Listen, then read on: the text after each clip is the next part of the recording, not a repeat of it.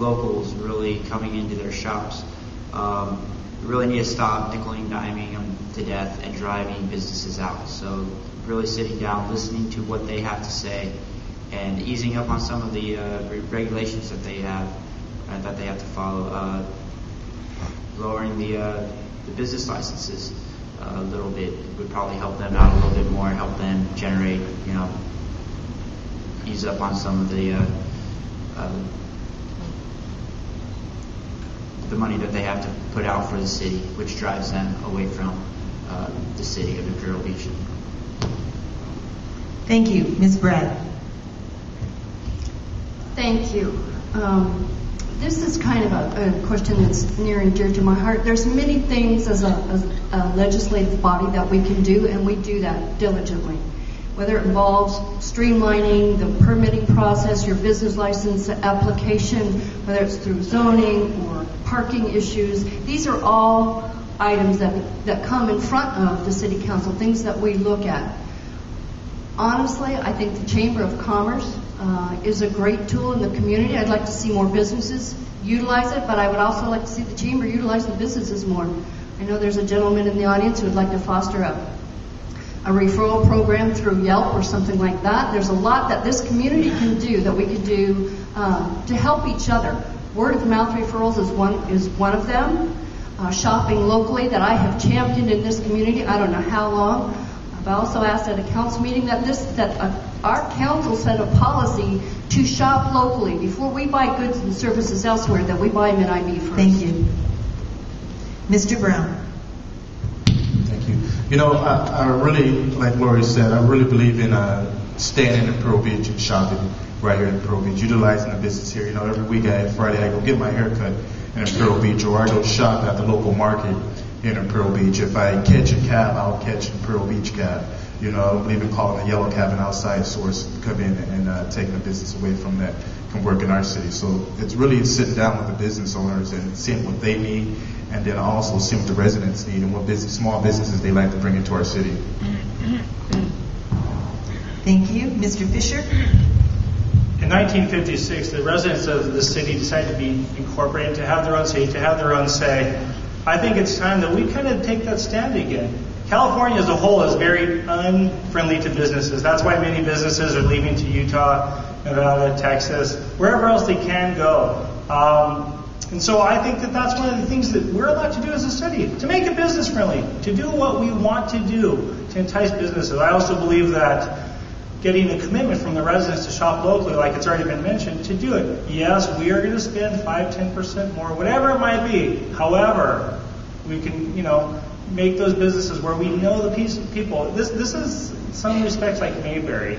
And so we have to make sure that those people we know at the auto garage, wherever it might be, at the shell shop, that we keep them in business because we know that they live here and have a desire to be in the same city that we are. Thank you.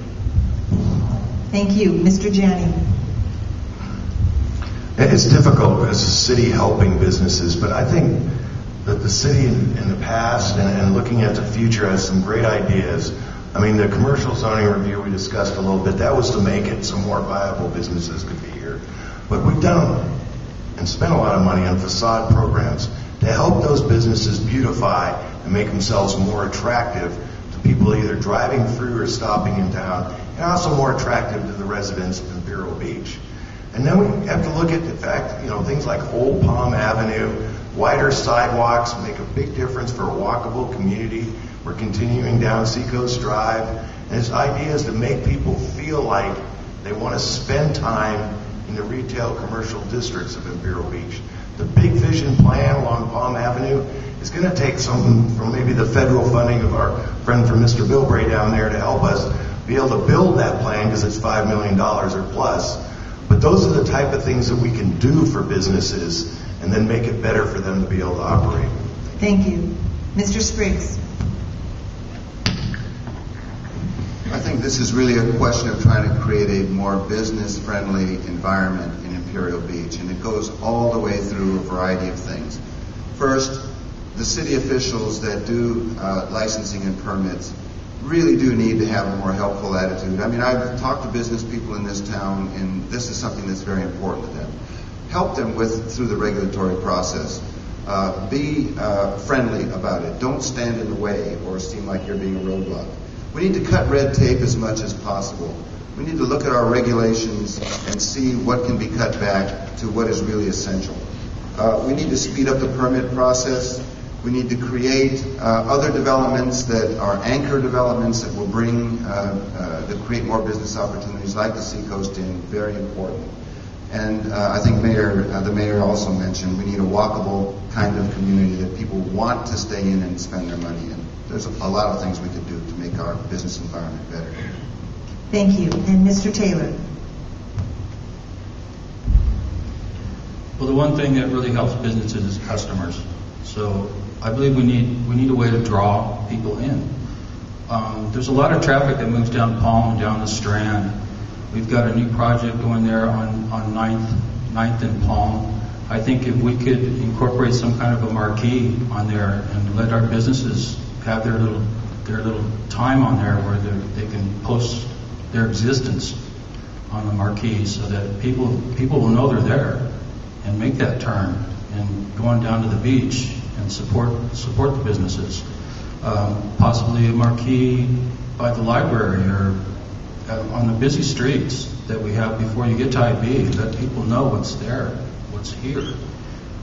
During the specialty like Sandcastle and other occasions, they'll put those little road gas-powered things up with a little marquee on it that runs something. A lot of times that's the only time I even know what's happening down there, is when they put something like that up. I think a permanent one would do a great deal to increase business.